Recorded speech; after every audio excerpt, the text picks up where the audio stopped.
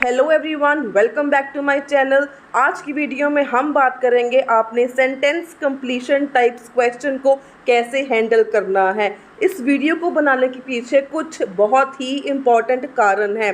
पहला इसका मेन कारण है कि हर एक बार पेपर में मिनिमम आपको 10 से 15 सेंटेंस कंप्लीशन क्वेश्चंस आते ही आते हैं। तो अगर आपके ये 15 मिनिमम 15 क्वेश्चंस तो आपके यही सही हो जाएंगे, तो आपके रीडिंग में 9 बैंड तो कहीं पहुंच जाएंगे, राइट। इसके पीछे दूसरा कारण ये है कि ये बहुत ही ज़्यादा इजी होते हैं as compare to other types of questions. तीसरा इसका कारण ये है कि ज़्यादातर ये जो क्वेश्चंस होते हैं these are in order and इनको हमें सॉल्व करने में जो टाइम है वो हमें हमेशा कम लगता है।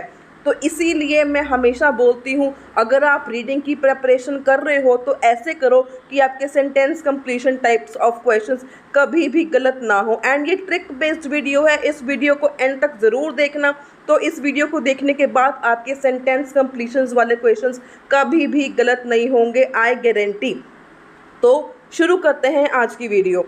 तो सबसे पहले हमें इस वीडियो में ये देखेंगे कि इसका सबसे ज़्यादा ईजीएस्ट मेथड क्या है, बेस्ट टेक्निक क्या है इसको करने की। तो बेसिकली जो मैं फॉलो करती हूँ that is the 3 step method. इसको फॉलो करके आपका कभी ब्लैंक्स गलत नहीं होंगे। एक सबसे बड़ा जो प्रॉब्लम बच्चों की होती है कि उनको लोकेशन तो मिल जाती है, where is the location, they can easily find location, but उनका जो आंसर है आंसर हमेशा उनके गलत हो जाते हैं। तो इसका कारण क्या है? वो कारण है कि आप जो मैंने 3 स्टेप्स बताने हैं उसका जो 3rd स्टेप है वो इतना इम्पॉर्टेंट है जिसकी वजह से आपके ब्लैंक्स गलत हो जाते हैं। एंड ये मेरी टेक्निक्स प्रूवन है, मेरे कई ऑनलाइन एंड ऑफलाइन बच्चों ने इस टेक्निक को यूज़ करके अपने रीडिंग का स्कोर बहुत ही लेवल अप कर लिया है, बढ़ा लिया है। तो अगर आपने भी अपना रीडिंग का स्कोर इंक्रीज़ करना है तो ये वीडियो आपके लिए बहुत ही ज़्यादा इम्पॉर्टेंट है। So let's get started. सबसे पहला क्वेश्चन है, अब क्वेश्चंस के साथ ही साथ मैं आपको 3 स्टेप्स बताऊंगी। बस फर्स्ट क्वेश्चन है, ate an entirely dash diet. अब सबसे बड़ी प्रॉब्लम, बच्चों ने क्या करना, सीधा क्वेश्चन रीड कर लिया, ऊपर के हमें भी 2 पॉइंट्स गिवन हैं, आपने ये भी आपने रीड करने हैं। ये आपने रीड क्यों करने हैं? ताकि आपको लोकेशन करेक्ट मिल जाए। अब हो सकता है आपको एंटायरली का सिनोनिम ना मिले, हो सकता है आपको 8 का कुछ समझ ना आए, तो इसीलिए ऊपर वाले पॉइंट्स अगर आईडीपी वालों ने रीडिंग में दिए हैं तो दैट मीन्स उन्होंने कुछ सोच के ही दिए हैं। तो इसीलिए आपने ये भी रीड करना है, ये भी रीड करना है, ताकि श्योरिटी हो जाए कि जो आपका लोकेशन है वो सही है। अगर लोकेशन सही होगी तो आंसर तो गलत कोई रोक नहीं सकता। तो सबसे पहले looked rather like a dog, एक तो यहाँ पे लाइक अ डॉग हो गया हमारे पास। उसके बाद आ गया stripes on its along its body and tail, जो स्ट्रिप्स हैं बॉडी और टेल हैं, ठीक है। ये तो होगी पहली बात। अब हमारा क्वेश्चन है, ate an entirely dash diet. अब 3 स्टेप्स में से पहला स्टेप हमारा क्या है? फर्स्ट स्टेप इज़ कि आपने कीवर्ड्स मार्क करने हैं। कीवर्ड्स क्यों मार्क करने हैं? ताकि आपको लोकेशन मिल जाए। और हमने कीवर्ड्स ऑलरेडी मार्क कर ले, ये डॉग मार्क किया था, स्ट्रिप्स मार्क किया था, बॉडी एंड टेल मार्क किया था, ताकि हमें लोकेशन मिल जाए। और क्वेश्चन में हमारे कीवर्ड्स क्या है? डाइट की बात कर रहे हैं, एंटायरली 8, ये हमारे ये कीवर्ड्स हो गए। ये था आपका पहला स्टेप। और आपका दूसरा स्टेप क्या है? आपने करना है गैस वर्क। आपने गैस करना है आंसर कि आंसर किस तरीके का होना चाहिए। अब 8 an entirely balanced diet, unbalanced diet, healthy diet, unhealthy diet, मतलब कुछ ऐसा आंसर मतलब हमने सोच लिया भी हो सकता है। और सबसे इम्पॉर्टेंट जो हमारा 3rd पॉइंट है, 3rd पॉइंट हमारा क्या है? जो हमें ब्लैंक के पहले वाला वर्ड है एंड ब्लैंक के बाद वाला वर्ड है, these are very very important. अब कैसे? लोकेशन में आपको पता चल जाएगा। साथ ही साथ आपने भी अब रीडिंग देख के आंसर फाइंड आउट करने की कोशिश करनी है, आंसर गैस करने की कोशिश करनी है। और जो मैं आंसर बताऊंगी अपना आंसर आपने सोचा होगा तो मैच करना कि आपके कितने आंसर ठीक निकले। ये देखो आपके सामने हमें ये मिल गया। क्वेश्चन में क्या था? लाइक अ डॉग, ये हमें मिल गया रिजेम्बलेंस टू अ डॉग, ठीक है। उसके बाद हमें स्ट्रिप्स भी मिल गया, body extending on to tail, body and tail में था तो वो हमें मिल गया। अब हमने ढूंढना है डाइट के बारे में। डाइट के बारे में अगर हमने ढूंढ रहे हैं उसके नीचे इसका आंसर होगा। डाइट मतलब क्या हो गया? फीडिंग हो गया। ये डाइट था अब यहाँ पे मैं फीडिंग मिल गया, in terms of feeding it was exclusively carnivorous, it was exclusively carnivorous. अब इसका आंसर आपने भी गैस करना है, इसका आंसर क्या हो जाएगा। अब फीडिंग डाइट था, यहाँ पर डाइट का सिनोनिम आ गया फीडिंग, तो यहाँ पर है एक्सक्लूसिवली कार्निवोरस, तो इसका आंसर हो जाएगा कार्निवोरस। अब कार्निवोरस इसका आंसर है। एक चीज़ अब इसमें आपने और में ध्यान में रखनी है, जैसे मैंने आपको बोला ब्लैंक के पहले वाला वर्ड, ब्लैंक के बाद वाला वर्ड, इसमें आपको क्या था, एंटायरली था, मतलब टोटली था। और लोकेशन में क्या था, आपको लोकेशन में था एक्सक्लूसिवली था लोकेशन में। तो यही मैं बताना चाहती हूँ कि वर्ड जो ब्लैंक के पहले वाला वर्ड है एंड बाद वाला वर्ड है, दीज आर 99% सिनोनिम्स। तो अगर आपने ये ध्यान से देखा हो, यहाँ पर एंटायरली था, क्वेश्चन में लोकेशन में क्या था आपके पास, एक्सक्लूसिवली था, एक्सक्लूसिवली, तो यहाँ पे आंसर क्या हो गया, कार्निवोरस। आई होप इतना आपको समझ में आ गया। तो इसका आंसर क्या हो जाएगा आपके पास, कार्निवोरस। तो इसीलिए अगर आपको चाहिए कि आपका आंसर गलत ना हो, हमेशा ठीक हो लोकेशन के साथ, तो जो ब्लैंक के पहले वाला वर्ड है, ब्लैंक के बाद वाला वर्ड है, इनके सिनोनिम्स पर आपने फोकस करना है। सो अब हम चलते हैं नेक्स्ट क्वेश्चन पे। प्रोबेबली मतलब होता है शायद, depended mainly on dash when hunting. अब इसमें आपने क्या करना है, प्रोबेबली हो गया। अब इसमें हमारे पास कीवर्ड्स क्या होंगे, सबसे पहले कीवर्ड्स ढूंढते हैं। हमारे पास कीवर्ड्स में मेन है हंटिंग, ठीक है। अब ब्लैंक के पहले वाला वर्ड क्या है, मेनली ऑन, ठीक है, व्हेन हंटिंग। अब हमने क्या ढूंढना है, भी किस चीज़ पर डिपेंड करता था, ये हमारा हो गया गेस वर्क। भी हंटिंग के लिए वो किस चीज़ पर डिपेंड करता था, ठीक है। तो अब हम अगर लोकेशन पर जाएं तो मेनली ऑन का हमने सिनोनिम ढूंढना है, उसके साथ हमारा आंसर होगा किस चीज़ पर डिपेंड करता था, ज़्यादातर mainly on. So let's move on to the location. अब दूसरी बात, जैसे मैंने आपको बताई थी, हमेशा इनके आंसर्स ऑर्डर में होते हैं। जहाँ पर हमें फर्स्ट का आंसर मिल गया था, फर्स्ट का आंसर हमें यहाँ पर मिला था इन टर्म्स ऑफ फीडिंग था, यहाँ पर था हमारे पास कार्निवोरस था, ठीक है। अब प्रोबेबली वर्ड हमें मिल गया सेकंड क्वेश्चन का, प्रोबेबली हो गया। Probably an adaptation to compensate for long periods when hunting, और हमें यहाँ पर प्रोबेबली हंटिंग दोनों मिल गया, ठीक है। अब गेस करो इसका आंसर क्या होना चाहिए। तो आपके सामने ये लोकेशन है, आप देख सकते हो, ये है प्रोबेबली हो गया, हंटिंग हो गया, was unsuccessful and food scarce. The thylacine was not a fast runner and probably caught its prey by exhausting it during a long pursuit, ठीक है। अब थोड़ा सा आपको रीड करना पड़ेगा, अगर आप आगे और रीड करोगे तो देखो हमने जो मार्क किया था मेनली ऑन था, डिपेंड था, डिपेंड मेनली ऑन, यहाँ पर एक लोकेशन है वर लाइकली, प्रोबेबली का ये सिनोनिम गिवन है, were likely to have relied more on, वहाँ था मेनली ऑन, यहाँ आपको मिल गया मोर ऑन। डिपेंड था, यहाँ पर मिल गया आपको relied on scent then on any other sense, right. तो यहाँ पे आपको आंसर आई थिंक क्लियर है, वहाँ पर था मेनली ऑन, यहाँ पर क्या हो गया मोर ऑन, बिल्कुल सेम टू सेम मिल गया, more on mainly on, dash मतलब सेंट इसका आंसर हो जाएगा। रिलाइड मतलब डिपेंड, लाइकली मतलब प्रोबेबली, बिल्कुल सेम टू सेम लोकेशन मिल गई। लेकिन हंटिंग की बात ऊपर करी थी, तो ज़रूरी नहीं है कि जहाँ पर बात करी उसी लाइन में आंसर हो, तो आपको थोड़ा सा और रीड करना पड़ सकता है। ये इंटरनेशनल लेवल का एग्ज़ाम है, तो इतना तो इजी होगा नहीं, इतना तो लेवल होगा ही होगा। तो सेकंड का आंसर हमें क्या मिल गया, सेंट। ये देखो मेनली ऑन वो था मोर ऑन, प्रोबेबली था लाइकली, डिपेंड था रिलाइड, मतलब जो हमें मेन चीज़ जो अपने क्या फोकस करनी है, ब्लैंक के पहले वाला वर्ड एंड बाद वाला वर्ड। यहाँ पे बाद वाले वर्ड की तो चलो खैर नहीं बात करी गई, मेनली ऑन था आपके पास, depended mainly on, relied more on, मतलब काफ़ी ज़्यादा सिमिलर सिनोनिम था। तो इस तरीके से करोगे तो आपके आंसर आई एम श्योर कभी भी गलत नहीं होंगे। और नेक्स्ट का आंसर आपने बताना है, ध्यान से इसको समझना।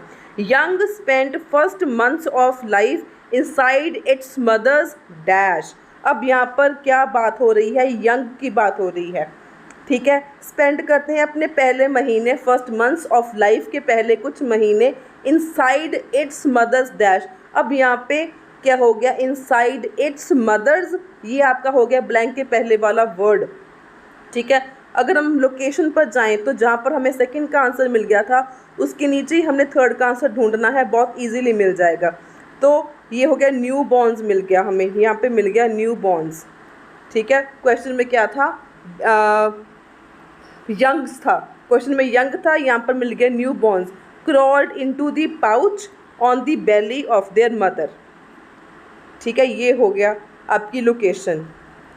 आगे भी and attach themselves to one of the 4 teats remaining there up to 3 months, मतलब कुछ मंथ्स, फर्स्ट मंथ था क्वेश्चन में, यहाँ पे हो गया अप टू 3 मंथ्स। तो ये आपकी लोकेशन है आपके सामने, दिस इज़ दी लोकेशन। तो इसका आंसर आपने मेरे को बताना है क्या होगा। आपके सामने पैराग्राफ है, आपके सामने लोकेशन है, तो अब आपने बताना है इसका आंसर क्या होगा। और मेरे को कमेंट सेक्शन में ज़रूर लिख के बताना इसका आंसर क्या है। So I will waiting for your comments. तो इस वीडियो में एक मैंने अनाउंसमेंट करनी है, तो इस वीडियो में एंड तक मेरे साथ बने रहना, नहीं तो आप एक बहुत ज़्यादा इंपॉर्टेंट चीज़ यहाँ पर मिस कर जाओगे। So moving on to next question. Okay, next अब हमारे पास जब ये सब हेडिंग्स होती हैं ना, सब हेडिंग्स को भी ज़रूर देखा करो, ये आपको लोकेशन फाइंड आउट करने में बहुत ज़्यादा हेल्प करते हैं। एक तो सब हेडिंग्स हो गया, एक ये जो आपके पास नंबर्स गिवन होते हैं, कोई ईयर गिवन होता है, कोई कंट्री का नेम गिवन होता है, ये बहुत ज़्यादा इंपॉर्टेंट होते हैं यहाँ पे, राइट। सो इसका आंसर भी बताना है आपने, लेकिन मैं भी बताऊंगी, इसका आंसर भी आपने गेस करना है मेरे से पहले, फिर मैच करना आपका आंसर ठीक था या नहीं ठीक था, और कमेंट में ज़रूर बताना कि आपने कितने आंसर सही गेस किए मेरे साथ साथ। अब हम इसको देखें तो सबसे पहले हमारे पास तो कीवर्ड्स हमने मार्क कर ही लिए, ऑस्ट्रेलिया हो गया, 31 ईयर्स ओल्ड हो गया। अब दूसरी बात, गेसवर्क अगर हम करें, last evidence in mainland Australia is a 31 year old dash, मतलब एक एविडेंस है। एविडेंस क्या है, हमने वो ढूंढना है, ये हमारा हो गया गैसवर्क। हमने एविडेंस ढूंढना है, क्या था एविडेंस, ये हमारा हो गया गैसवर्क। एंड अगर हम ब्लैंक के पहले वाला देखें वर्ड, दैट इज़ ओल्ड, तो ये बहुत ध्यान से नोटिस करना, यहाँ पर लिखा हुआ है ओल्ड। अब एक और चीज़ मैंने आपको यहाँ पर नहीं बताई, वो चीज़ क्या है, आपने इंस्ट्रक्शंस ज़रूर रीड करनी है, 1 वर्ड ओनली आंसर है, इसको प्लीज़ ध्यान से रीड करना। यहाँ पर कई बच्चे गड़बड़ करके जाते हैं, तो आंसर आपका सिर्फ 1 वर्ड में ही होना चाहिए। तो अगर हमने आंसर ढूंढे, जहाँ पर हमने ढूंढा था उसके नीचे हमें ईजिली इसका आंसर मिल जाएगा। 3100 ईयर्स कहाँ पर लिखा हुआ है, ये हमें ईजिली मिल जाएगा। So let's find out where is. अब हमें ये देखो, ये गिवन था, न्यू बॉर्न वाला हमने ये करा था, ठीक है, ये हमें थर्ड वाले क्वेश्चन की लोकेशन थी। इसके नीचे जाएं फोर्थ आंसर फाइंड आउट करने के लिए, तो ये रहा 31 ईयर्स ओल्ड, ये रहा। तो अब देखो, मेनलैंड आ गया, carbon dating fossil from Murray cave, West Australia which is विच इज़ अराउंड 31 ईयर्स ओल्ड। सो अब देखो, इसको आपने रीड कैसे करना है, the most recent well dated occurrence, मतलब आपका एविडेंस हो गया, of thylacine on the mainland is हमने क्या ढूंढना था, एविडेंस क्या है। अगर आपने गैसवर्क नहीं किया तो आपका आंसर गलत हो जाएगा, तो इसीलिए बोलती हूँ गैसवर्क ज़रूर करना है, ज़रूर करना है। तो यहाँ पर क्या है, द मोस्ट रीसेंट, जो रिसेंटली हमें वेल डेटेड अक्रेंस, मतलब डेटेड मतलब कुछ समय पहले मिला, एविडेंस थाइलैसिन, वो क्या था, ऑन द मेनलैंड पर मिला, कहाँ मिला, और क्या था, इज़ मतलब वो क्या था, carbon dated fossil from म्यूरे curve in western Australia विच इज़ अराउंड 31 ईयर्स ओल्ड। अब 31 ईयर्स ओल्ड भी हमें मिल गया, ठीक है। अब आई होप आपने इसका आंसर गेस कर लिया होगा, ये है इसकी लोकेशन, ठीक है, कार्बन डेटेड फॉसिल। अब हमें जो आंसर है, कई बच्चे सोचा होगा कईयों ने कार्बन डेटेड फॉसिल, अब कार्बन डेटेड फॉसिल इसका आंसर तो हो नहीं सकता, क्योंकि हमने आंसर लिखना ही सिर्फ 1 वर्ड का है। तो हमने अगर 1 वर्ड का आंसर चूज़ करना होता है तो हम इसका नाउन जो है वो चूज़ करते हैं। अगर आप बोलो कार्बन डेटेड भी हाइफन वाले वर्ड्स तो 1 वर्ड होते हैं, तो ये इसका आंसर नहीं होगा। इसका आंसर क्या होगा, नाउन क्या है, फॉसिल, इसका आंसर होगा सिर्फ फॉसिल। और दूसरा इस रीज़न कि इसका आंसर फॉसिल क्यों है, यहाँ पर लिखा हुआ कार्बन डेटेड।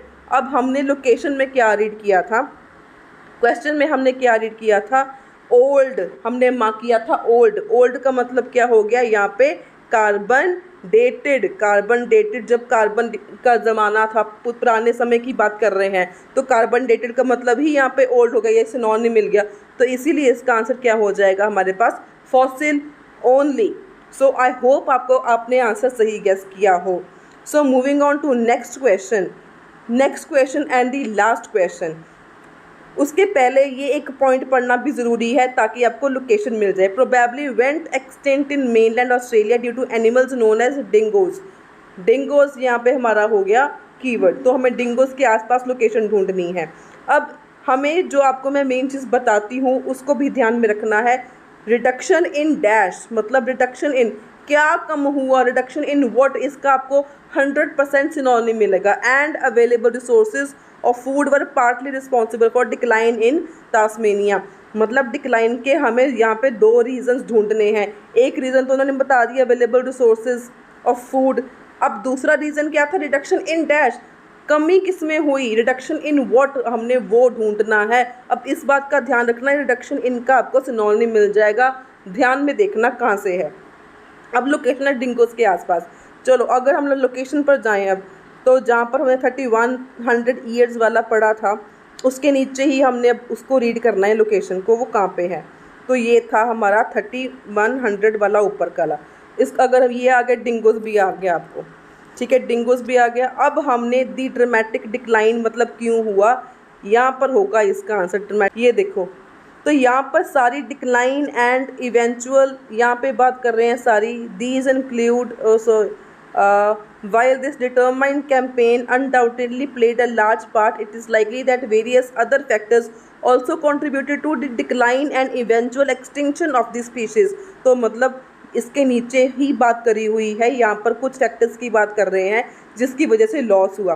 दीज इंक्लूड, अब इसमें इसका आंसर होगा दीज इंक्लूड कंपटीशन। अब हमें कंपटीशन का नहीं था synonym, competition with wild dogs introduced by European settlers की बात नहीं करी गई हुई, right. Loss of habitat along with disappearance of prey species and distemper like disease which may also have affected the thylacine. So ये इसकी location है, इसको ध्यान से रीड करो और आंसर को गैस करो। तो यहाँ पर क्या है, इसका आंसर क्या हो जाएगा, हैबिटेट। इसका आंसर अब हैबिटेट क्यों होगा, क्योंकि यहाँ पर लिखा हुआ है लॉस ऑफ, और हमने क्वेश्चन में क्या रीड किया था, रिडक्शन इन। रिडक्शन इन का सिनोनिम यहाँ पर क्या यूज़ करा गया हुआ है, लॉस ऑफ। एंड उसके बाद एंड था, इसके बाद हमारा है along with. Disappearance of prey species मतलब जो थाइलेसिन था वो कार्निवोरस डाइट थी, हमने फर्स्ट क्वेश्चन में रीड करा, ठीक है। Disappearance of prey species, prey उनका शिकार भी कम हो गया, ठीक है। तो हमें बिल्कुल सेम टू सेम लोकेशन मिल गई। अगर हम क्वेश्चन की तरफ जाएं, रिडक्शन इन, यहाँ पर रिडक्शन इन है, लोकेशन में क्या था, loss of available resources of food, वहाँ पर क्या था, prey species, disappearance in prey species. And का हमें मिल गया था अलोंग विद, तो ब्लैंक के आगे वाले वर्ड का भी सिनोनिम मिल गया, पीछे वाले वर्ड का भी हमें सिनोनिम मिल गया। रिडक्शन इन हैबिटेट, हैबिटेट होता है जहाँ पर मतलब रहने वाला एनवायरनमेंट, किसी का भी रहने वाला एनवायरनमेंट। ओके, एकेडमिक वाले स्टूडेंट्स के लिए मैंने 15 डेज़ का ऑनलाइन कोर्स डिज़ाइन करना है जहाँ पर हम डिस्कस करेंगे डिफरेंट टाइप्स ऑफ क्वेश्चन। तो ये मैंने जो है ग्रुप ऑलरेडी मैंने बना के रखा हुआ है, इसमें मेरे पास अप्रॉक्सीमेटली आई थिंक 30 मेंबर्स हैं मेरे व्हाट्सएप के ग्रुप में। एंड जब तक मेरे पास इसमें 500 मेंबर्स नहीं होंगे मैं उस ग्रुप को मतलब उसमें रीडिंग को ऐड नहीं करूँगी। इसमें फ़िलहाल इस ग्रुप में हमारे पास स्पीकिंग की क्लासेस चल रही हैं, राइटिंग की क्लासेस चल रही हैं, वोकैबुलरी की क्लासेस चल रही हैं। तो अगर आप चाहते हो कि आप इस ग्रुप में आपने ऐड होना है मेरे व्हाट्सएप ग्रुप में, if you want yourself to get added on my WhatsApp group, तो ये मेरा फ़ोन नंबर है मेरे व्हाट्सएप का, इसमें मेरे को कमेंट मैसेज कर देना येस मैम एकेडमिक, राइट। तो मैं आपको ग्रुप में ऐड कर लूँगी। एंड इस वीडियो को ज़्यादा से ज़्यादा शेयर करना, लाइक करना मत भूलना वीडियो को, एंड चैनल को सब्सक्राइब करना मत भूलना, क्योंकि अगर जब मेरे पास 500 स्टूडेंट्स इकट्ठे हो जाएंगे तभी ओनली देन मेरे पास फ़ायदा है ऑनलाइन रीडिंग क्लासेस लगाने का। सो इस वीडियो को लाइक ज़रूर करना, शेयर ज़रूर करना, चैनल को सब्सक्राइब ज़रूर कर लेना। एक और बहुत ही इम्पॉर्टेंट बात, मैंने कल वीडियो डाली थी जहाँ पर मैंने बताया था कि आपने लिस्ट ऑफ हेडिंग, सबसे ज़्यादा बच्चों को प्रॉब्लम आती है लिस्ट ऑफ हेडिंग्स में, जो बहुत ही इंपॉर्टेंट हैं भी, जहाँ पर एक पैसेज में आपके पास लिस्ट ऑफ हेडिंग्स है, उसके नीचे आपके पास MCQs हैं। तो आपने दोनों को एक ही साथ कम समय में कैसे करना है, तो लिस्ट ऑफ हेडिंग्स के साथ ही मैंने MCQs के आंसर भी कर दिए थे सॉल्व विदाउट रीडिंग दी पैसेज अगेन। दोबारा टाइम ख़राब करने के बजाय मैंने एक ही बार में, एक ही गो में लिस्ट ऑफ हेडिंग्स भी करा दी और मल्टीपल चॉइस क्वेश्चंस भी करा दी। एंड मेरे ऑनलाइन एंड ऑफलाइन दोनों स्टूडेंट्स को ये प्रूवन टेक्निक है मेरी, ये बहुत ही ज़्यादा वर्केबल एंड प्रैक्टिकल टेक्निक है। जो मेरे ऑनलाइन भी स्टूडेंट्स हैं एंड जो ऑफलाइन भी मेरे से पढ़ते हैं, उनको ये टेक्निक इतनी ज़्यादा अच्छी लगी, इतनी ज़्यादा उनको ये इम्प्रेसिव लगी कि मतलब उनको करने में भी इतना इंटरेस्ट लगा, करने में भी इंटरेस्ट आया और उनके काफ़ी ज़्यादा इससे इम्प्रूवमेंट भी हुई स्कोर में। तो वो वाली वीडियो, ये वीडियो आपके सामने, इसको ज़रूर देखना।